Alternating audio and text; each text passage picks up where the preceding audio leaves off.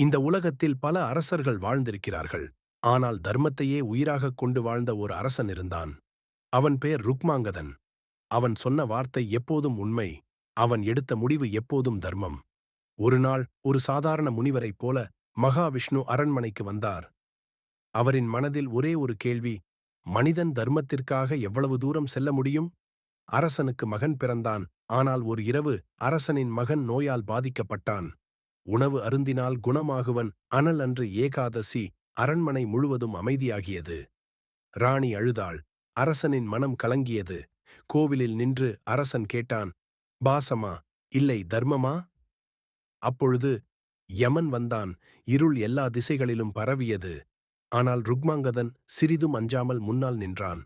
தர்மத்தின் ஒளி அவனைச் சுற்றி பரவியது. யமன் அவனை அணுக முடியவில்லை. அந்த நொடியில் மகாவிஷ்ணு தன் உண்மையான திருவுருவில் தோன்றினார். இருள் விலகியது. அனைவரும் அமைதியடைந்தார்கள். மகாவிஷ்ணு கூறினார், தர்மம் உடனே பலன் தராது. ஆனால் இறுதியில் அதே தர்மம்தான் எல்லாவற்றையும் வெல்லும்.